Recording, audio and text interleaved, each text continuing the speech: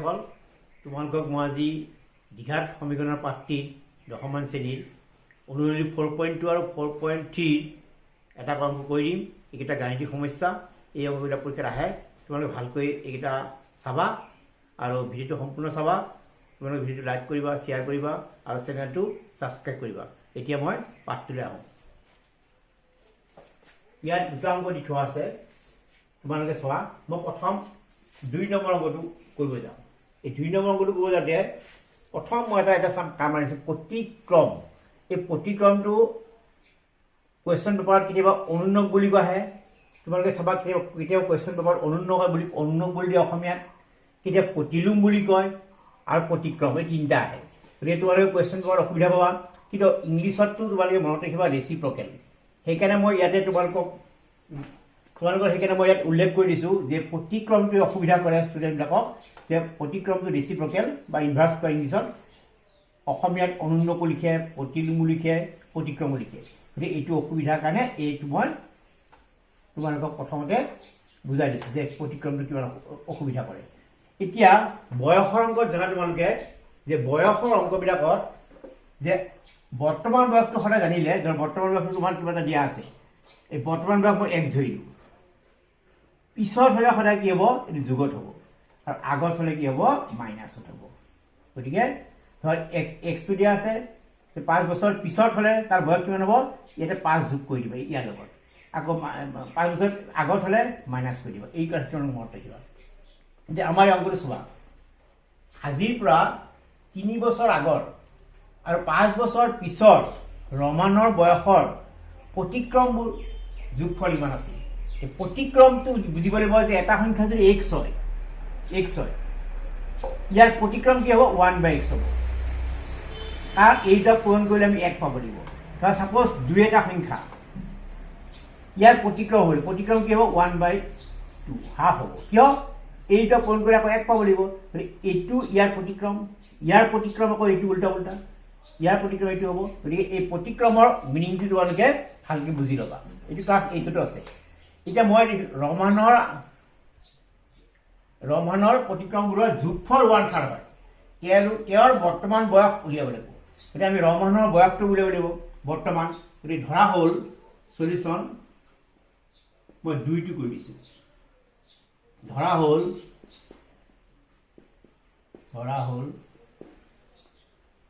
ৰহমানৰ বৰ্তমান বয়সটো ধৰি ল'বা, বৰ্তমান বয়স x বছৰ ধৰা, ধৰা হ'ল ৰহমানৰ বৰ্তমান বয়স x বছৰ। তোমালোকে তাৰপিছত কি বুলি কৈছে, 3 বছৰ আগত, 3 বছৰ আগৰ কথাই দিওঁ। 3 বছৰ আগত কিমান বয়স আছিল, ফাৰ্ষ্ট এইটো ল'ব, 3 বছৰ আগৰ বয়স কিমান হ'ব। গতিকে 3 বছৰ আগত, 3 বছৰ আগত বা আগতে ৰহমানৰ বয়স আছিল, আগত বুলি ক'লে বৰ্তমান বয়সৰ বিয়োগ কৰিবা, 3 বিয়োগ কৰি দিবা, এইটো আছিল ইমান বছৰ। আকৌ কি বুলি কৈছে তাৰপিছত, 5 বছৰ পিছৰ কথা। 5 বছৰ পিছত বুলি কোৱাৰ লগে লগে 5 বছৰ যোগ কৰিবা। 5 বছৰ পিছত ৰমানৰ বয়স হ'ব, এইটো যোগ হ'ব, x + 5 ইমান বছৰ হ'ব। গতিকে এইখিনি তোমালোকে বুজি পালা। এতিয়া একৰ্ডিং টু কুৱেশ্যন, প্ৰশ্নমতে আমাক কি দিছে, যে প্ৰশ্নমতে আমাক দিয়া আছে যে এই বয়সটোৰ আৰু এই বয়সটোৰ প্ৰতিক্ৰম, ইয়াৰ প্ৰতিক্ৰম কি হ'ব, 1/x - 3 হ'ব, x - 3 হ'ব, x - 3 প্ৰতিক্ৰম 1/x - 3 হ'ব, প্লাছ ইয়াৰ প্ৰতিক্ৰম 1/x + 5। এই প্ৰতিক্ৰমটা যোগফল কিমান দিয়া আছে তোমালোকক 1/3 দিয়া আছে প্ৰশ্নমতে দিয়া আছে 1/3 3/1 দিয়া আছে এতিয়া আমি সমাধান কৰিম এতিয়া সব সমাধান কৰিম ইয়াতে x minus 3x plus লসাগু হ'ব গতিকে ইয়াতে তোমালোকে কি কৰিবা লসাগুৰ পিছত ক্ৰছ গুণ কৰি এটি উঠি গ'ল x plus কি হ'ব এটা 5 হ'ব x minus 5 হ'ব হ'ল তাৰ পিছত ইয়াতে 1/3 এতিয়া ওপৰত তোমালোকে কি বনাইছো ইয়াতে এটা x minus 3 বুলি লিখিছো প্লাস প্লাস কেনসেল হবে ইয়াত তোমালোকে x যোগ কৰি দিবা 2x পালা তাৰপিছত এইটো কৰিলে তোমালোকে কিমান হ'ব প্লাস 2 হ'ব এইটো পূৰণ কৰি দিয়া x square plus 5x minus 36 minus 15 হ'ব 1/3 হ'ল এতিয়া মই এইখিনি কথা বাৰু মুছি দিছো ইয়াতে অসুবিধা বন্ধ কৰিব কাৰণে এইখিনি মুছি দিছো অংকটো সব যদি এইখিনি নিশ্চয় বুজি পালা ইয়াত x minus 3 আৰু x plus 5 লসাগু লবা লসাগু ললে এটো কেনসেল যাব ইয়াত x plus 5 হ'ব আকৌ ইয়াতে x plus কেনসেল যাব এটো x minus 3 হ'ব যদি এটো x যোগ কৰি দিবা 2x হ'ব 5 ৰ পৰা 3 বিয়োগ কৰিবা কি হ'ব 2 হ'ব তাৰপিছত ইফালে পূৰণ কৰি দিবা x square এটো 5x minus plus minus 36 হ'ব plus minus 15 হ'ব গতিকে এইখিনি প্ৰমাণ তোমাৰ কৰি দিছো তোমালোক চোৱা দিয়া ইয়াত আহি গ'ল 2x plus 2 আছে তলৰ হ'ব x square plus 2x হ'ব বিক্ৰিয়া 2x আৰু ইফালে minus 15 1/3 তাৰপিছত এতিয়া ক্ৰছ পূৰণ কৰি এইটো পূৰণ কৰা এইটো পূৰণ কৰা এইটো পূৰণ কৰিলে x square plus 2x minus 15 হ'ব 3 এটো পূৰণ কৰি দিয়া 3 গুণ 6 3 গুণ 6 হ'ব এতিয়া ইয়াত আকৌ এটা কৰি দিছো মই চোৱা x square plus 2x 15 ইফালে লৈ আহা 6x minus 60 সবলে ইফালে লৈ আহিবা আনাৰ পিছত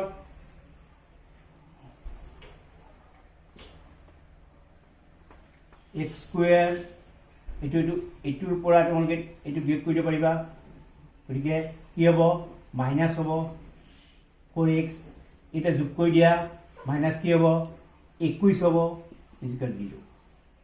গতিকে আমাৰ 21 টো ভাঙিলে তোমালোকে 21 টো ভাঙিব পাৰিবা 21 টো ফেক্টৰাইজ কৰা 7 3 গুণ 21 কিয় 7 3 21 লৈছো 7 বিয়োগ 3 হলে মই 4 পাম 8 কান 4 টো পাম এই 4 টো হ'ব গতিকে ইয়াত তুমি x square minus ইয়াত 7 minus 3 লবা মিডল ফেক্টৰ গতিকে ইয়াত 7x plus 5x 21 equal to 0 গতিকে ইয়াত কমন আহিল x 7 আহিব plus 3 কমন আনা 0 এতিয়া ইয়াত কি হল x minus 7 কমন আহিল x plus 3 থাকিল 0 গতিকে তুমি পাবা এটা এতিয়া x 0 বা এটো x plus 3 equal to 0 ইয়াত কি পাবা x equal to 7 হ'ব আৰু ইয়াত কিন্তু x equal to -3 এই -3 টো গ্ৰহণযোগ্য নহব কাৰণ আমাৰ বয়সৰ ক্ষেত্ৰত কিটা মাইনাস হ'ব নোৱাৰে গতিকে এইটো মিলি লিখি দিবা গ্ৰহণযোগ্য নহয় এইটো গ্ৰহণযোগ্য নহয় এই মানটো তুমি ল'ব নোৱাৰিবা নিগেটিভ লোৱাৰ কাৰণে মানে x সমান 7 ওলাল আমি ৰমানৰ বৰ্তমান এটাকে হৈ গ'ল এটাকে ৰমানৰ বৰ্তমান বয়স 7 বছৰ এইটো আমাৰ হৈ গ'ল এনসাৰটো গতিকে মোৰ ভাৱটো নিশ্চয় বুজি পাইছা অংকটো অসুবিধা কোৱা নাই ইয়াৰ পিছৰ অংকটো মই কৰিব গৈ আছোঁ গতিকে পিছৰ অংকটো চোৱা পিছৰ অংকটো আছে 40 এক নম্বৰটো সমাধান কৰি আছোঁ চোৱা এক নম্বৰটো সমাধান কৰিব গ'লে ভালকৈ মন কৰিবা যে সমকোণী ত্ৰিভুজৰ কথা কৈছে সমকোণী ত্ৰিভুজ বুলি কোৱাৰ লগে লগে তোমালোকে সমকোণী ত্ৰিভুজটো ৰাখি ল'বা যে এটা সমকোণী ত্ৰিভুজৰ উচ্চতা ইয়াৰ ভূমিতকৈ 7 সেণ্টিমিটাৰ কম গতিকে উচ্চতাটো মোৰ কম এইটো উচ্চতা ধৰ কিন্তু এইটো বেছি আকৌ দীঘল কৰি দিছোঁ বেছি কাৰণে এইটো হ'ব সমকোণী এইটো বি ধৰিলোঁ এইটো এ ধৰিলোঁ এইটো চি ধৰিলোঁ ইয়াতে বস্তুটো তোমালোকে ক্লিয়াৰ কৰি লোৱা ছবিতে দিছে এটা সমকোণী ত্ৰিভুজৰ কি দিছে উচ্চতা ভূমিতকৈ 7 সেণ্টিমিটাৰ কম ভূমিতকৈ কম ভূমিটো বেছি ভূমিটো তুমি ধৰি ল'বা 1 সেণ্টিমিটাৰ 1 সেণ্টিমিটাৰ ভূমি ধৰিলা সেণ্টিমিটাৰ আছে এইটো যদি ভূমি যদি 1 সেণ্টিমিটাৰ হয় তেতিয়াহ'লে উচ্চতাটো এইটো উচ্চতা হাইটটো তোমাৰ কমি যাব কিমান কমি যাব 7 কমি যাব এইটো হ'ব ইমান সেণ্টিমিটাৰ আৰু আমাৰ কি দিছে অতিভুজটো ফিক্স 13 এইটো অতিভুজ 13 সেণ্টিমিটাৰ এইটো বস্তু তোমালোকৰ নিশ্চয় ক্লিয়াৰ হৈছে যে ভূমিটো মই কিয় এক ধৰিছোঁ যে ভূমিতকৈ কিমান কমি যাব 7 সেণ্টিমিটাৰ কমি যায় উচ্চতাটো ভালকৈ পঢ়ি চাব কুৱেশ্যনটো এটা তোমালোকে কুৱেশ্যন ভালকৈ পঢ়ি চাবা আৰু দিয়া আছে এটা সমকোণী ত্ৰিভুজৰ উচ্চতাটো এইটো উচ্চতা ধৰা উচ্চতা ইয়াৰ ভূমিতকৈ 7 সেণ্টিমিটাৰ কম ভূমিতকৈ 7 কমি যাব x - 7 হ'ব ভূমিটো x ধৰা গতিকে ধৰি ল'বা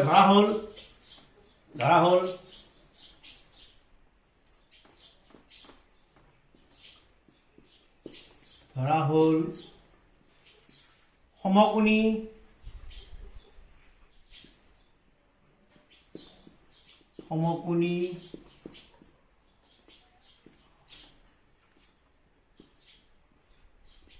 ত্ৰিভুজটোৰ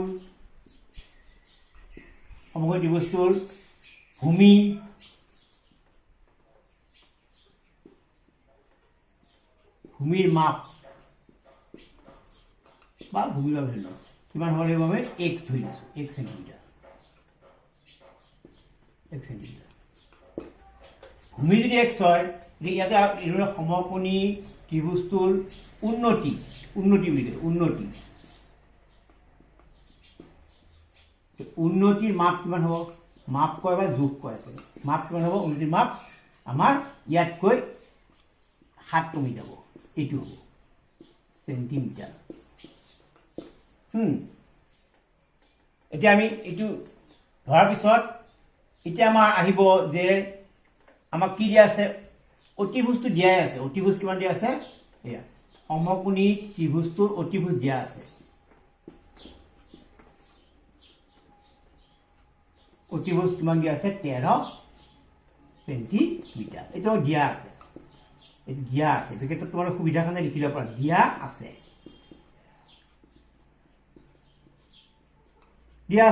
যে সমকোণী ত্ৰিভুজৰ এটা সূত্ৰ আছে বা উপপাদ্য এটা আছে যে চুটি বাহু তাৰ বৰ্গৰ যোগফল মই ডাইৰেক্ট কৈ দিছোঁ যে সমবাহুৰ সূত্ৰটো কি এতিয়া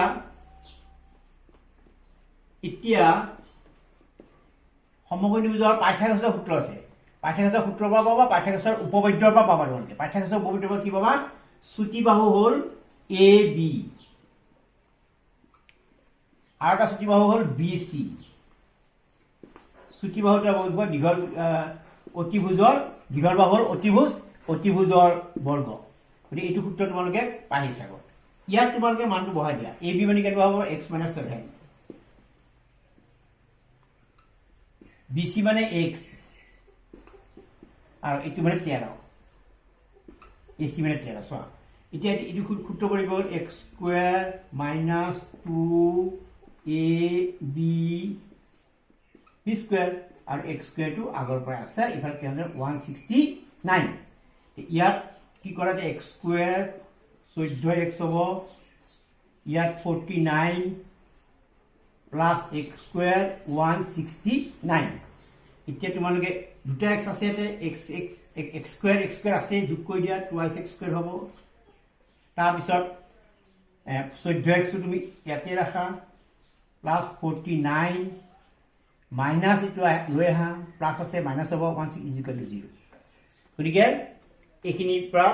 আকৌ মই কৈ দি আছো চোৱা এইখিনি বস্তু এতিয়া তোমালোকে চোৱা এইটো যদি কৰা যায় এইখিনি কৈ দিছো এটা আমাৰ বিয়োগ কৰি দিবা 2x স্কয়াৰ মাইনাস 14x বিয়োগ কৰিলে এইটো হ'ব নিগেটিভ হ'ব ডাঙৰ যে 169 নিগেটিভ চিনটো গতিকে ডাইৰেক্ট বিয়োগ কৰি দিয়া 120 হ'ব চোৱা 120 এইটো বা 169 পৰা 49 বিয়োগ কৰি দিয়া 120 ইকুৱেল টু 0 2 ৰে সবকে হৰণ যাব 2 গুণ 2 2 এখন 14 2 ৰে 60 বাৰ গ'ল 60 বাৰ এতিয়া মোক লাগে কিমান লাগে 7 লাগে 7 লাগিলে 60 টো ভাঙি দিয়া 60 টো সহজ দিলা 5 12 60 ল কিয় 12 পৰা যদি 5 যায় 7 পাগলা এইটো সুবিধা হৈছে এতিয়া গতিকে এইখিনি দিব এক্সট্ৰা কৰি ল'বা ইয়াত x স্কয়াৰ ইয়াত মই ডাইৰেক্ট কৰি দিওঁ দিয়া যেহেতু নিগেটিভ আছে ডাঙৰটো আকৌ লিখা -12x প্লাস 5x এতিয়া ইয়াত কি কমন ল'বা তোমাৰ x টো কমন লোৱা x মাইনাস কি হ'ব 12 এটা 5 কমন লোৱা x মাইনাস 12 ইকুৱেল টু 0 এইখিনি নিশ্চয় বুজি পাইছা এতিয়া ইয়াত কি হ'ল x মাইনাস 12 টো আকৌ কমন আহিব x প্লাস 5 থাকিব 0 এতিয়া x মাইনাস 12 ইকুৱেল টু 0 বা x plus 5 equal to 0 ইয়াত চোৱা x কিলো কি হ'ব এটাকে x কিলো কি হ'ব 12 হ'ব হা আৰু ইয়াতে x কিলো কি হ'ব -5 ইয়াতে -5 টো গ্ৰহণযোগ্য নহয় কাৰণ যোগফলৰ ক্ষেত্ৰত নিগেটিভ লোৱা নহয় গতিকে এইটো তুমি লিখি দিবা ই গ্ৰহণযোগ্য নহয় গ্ৰহণযোগ্য নহয় না ইম্পসিবল অসম্ভৱ এনেকৈ লিখি হৈ যাব কেৱল কি 12 ওলাল যদি এই 12 ওলাল এটো কাৰ মান হবো ভূমি এটাকে ভূমিৰ সমকোণী ত্ৰিভুজটোৰ ভূমিৰ দৈৰ্ঘ্য